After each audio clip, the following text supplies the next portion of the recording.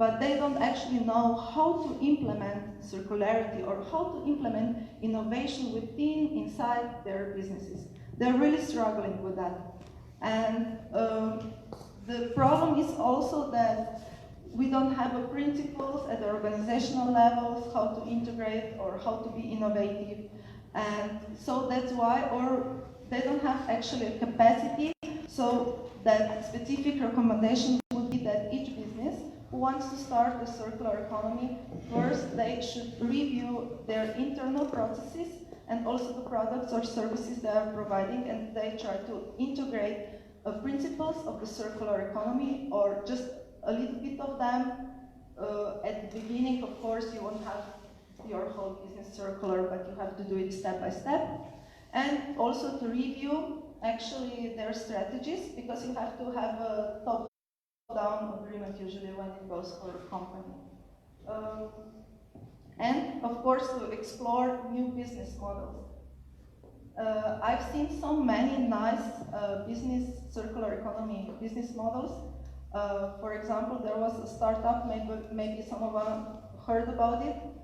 It was in 2014 from the Netherlands. Fairphone, maybe anybody has it, a Fairphone? Fairphone is like iPhone, but it's made of recycled materials. And may I use my iPhone? I don't have a Fairphone, but maybe you can use it. It's yours. Okay. So if you see the iPhone, and if you want to change a battery or a camera, can you do it? Okay, thank you.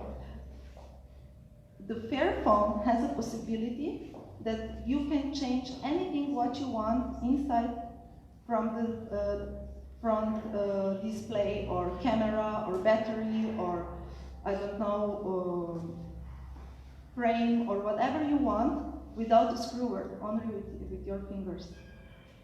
So it's made from recycled materials. You don't need any kind of services for repair. And now I think they already produced the Fairphone number 3, so it's their version out. This is a kind of, let's say, different way of thinking and the new business models by the phones. The second recommendation is establish collaborative arrangement across your value chain in the business. What do we see by the SMEs, especially I was working with the companies, that's why I'm pointing this out, is that if they're innovative, they don't want to share anything.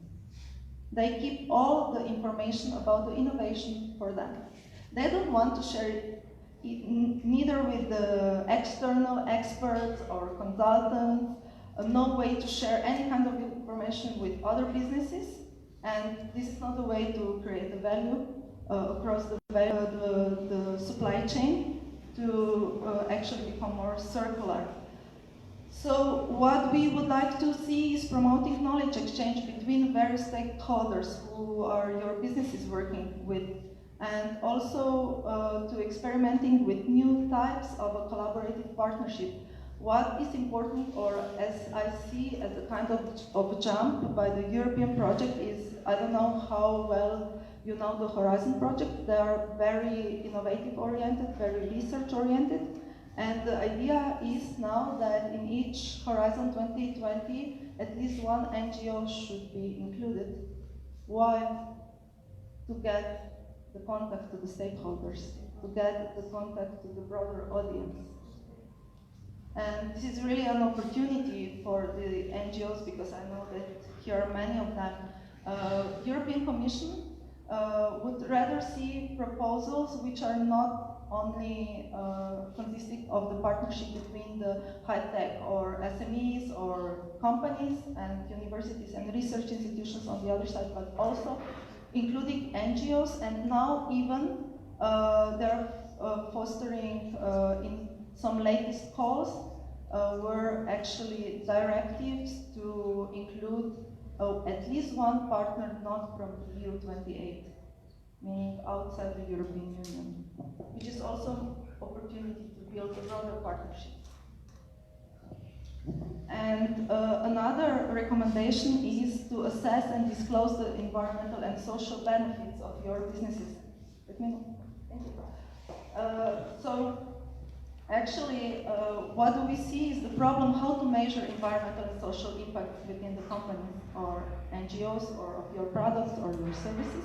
There are several methodologies like LCAs, which are established on the ISO standards and are used in the companies. For example, BMW uses LCA to evaluate the environmental impact of their electric cars, comparing to the, I would say, normal cars on gasoline or diesel. But if you are a smaller company, that this would be very costly. So how to actually do that? To simplify the methodologies that would be also reliable, and how to assess the social performance. That would be also a question. Methodologies are developed. The United Nations developed the methodology how to assess the social impact, but it's not used. It's not used that broadly, I would say. And the fourth recommendation, how to become more circular, is to develop the internal capacities. But as we know that so far, if you are a smaller company or a smaller NGO, you don't have internal resources to deal with that. So you have to somehow come to the knowledge, maybe from the external expertise. And what is our next step within the European Commission is to develop the capacity building for the circular economy, especially for those who do not have an access for such services. I will just briefly, because I have 5 more minutes, I will just introduce you briefly Cicerone project. This is a project in the Horizon 2020 in which I'm involved. So the current state of the art in the circular economy in Europe is the fact that the resources regarding the circular economy are very fragmented. You cannot find the information or anything about the circular economy at the one place. So the idea of this project is that it will become a platform of for the all information, the platform of the all platforms, I would say, where it will be a one-stop shop for all, especially for the SMEs, NGOs, and within the project we are developing the research and innovation agenda for Europe. As you know, different countries in Europe have different research and innovation priorities, and we are identifying these priorities within the project, and we will put on the table a common European research agenda. So I think just maybe one slide and then I will finish. Thank you. Just for you to know where you can find actually funding for the circular economy proposals. There are 70% of the circular economy proposals funded by the national POs, this means national program owners. In Slovenia we have, for example, a ministry, several ministries, and then we have European Commission funded through the SME instrument. And then we have also Horizon 2020 and LIFE program, and also some European funds for strategic investments and innovations. So I will close my presentation now. Thank you very much.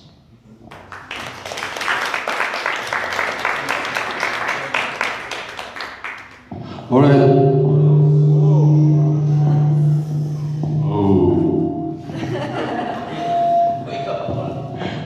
Wake up call, yeah. All right, okay?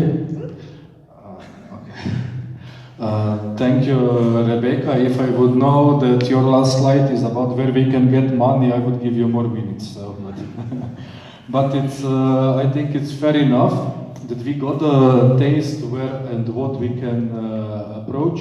So if there is any, we are already 15 minutes over the time. I mean, but of course, I believe that every this minute worth it. I mean, it was super interesting, everything, at least for me and what I saw from the faces as well. If there is any burning question, we can do it, and then. Yeah. And here the Syrian cuisine and Slovenian organic wine are already waiting for us, also burning. But this is one question, and then. Thank you. Thank you, Dr. Rebecca. Hold. Hello? Yeah. Thank you.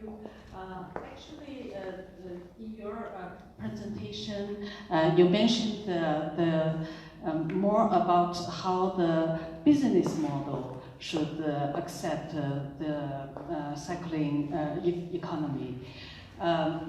We, as an NGO in community education, we also want to give children some of those practical things or some special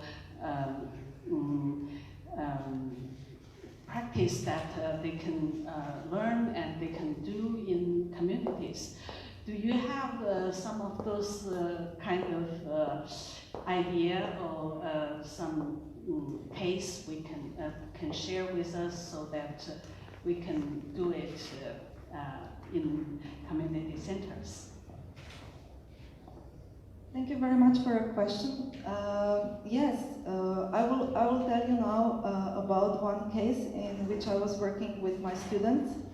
It was the case that there was a production of socks, and sometimes when they are not good enough or cannot be sold in the shops, they are a kind of waste. And another company who works with the individuals who would like to revitalize their life to get socially included as well, they actually use these socks and not put it on the landfill or as a waste, but produce a very small toys for children out of them. So this is clearly a circular model, so that socks which are discharged, which are waste from the production process, goes into another production and become a toy for children. And with my students, we were like thinking even further how to produce this toy to be more repairable, and furthermore, what to do when the toy is used and come back to the producer. So we were thinking of another way, for example, from these textile materials, something new can be produced in a form of clothes or something like to again reuse the textile material which can be reused and not to put it as a waste. But for the children, I think you can find many cases where you can reuse material or produce something which is now seen as a waste but is actually not a waste. A lot has been done from the plastic bottles and to reuse them for something else. There are many cases also which can be found on the internet, but if you wish, I can also help you a lot with it. As I was working honestly also with the children, currently I'm involved in a project how to improve the climate literacy in the primary schools in the Central European countries. So, any further questions? Yeah. I don't think I need a microphone. So two questions actually. One, thank you for the inspiring lecture, presentation. I don't think I need it, so thank you.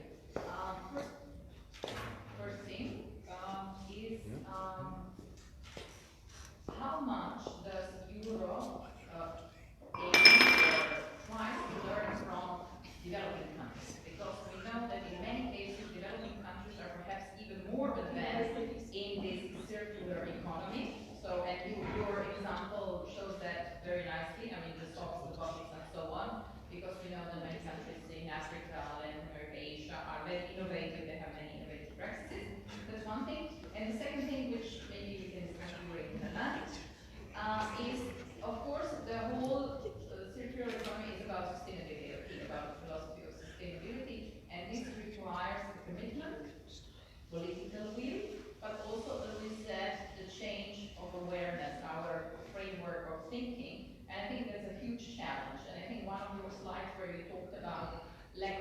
or fear of investing in this shows that as well. So just as a comment, thank you.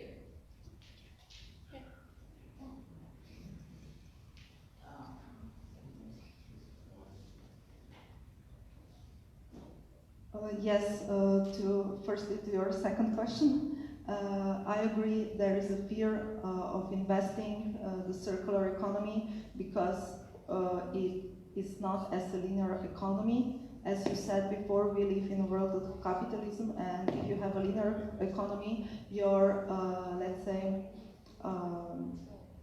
the money which you get at the end is much higher than from the circular economy. And usually they don't want to invest, so these projects are more like, in the Europe, more like experimental projects. And some of them were successful, like Fairphone and many, many others.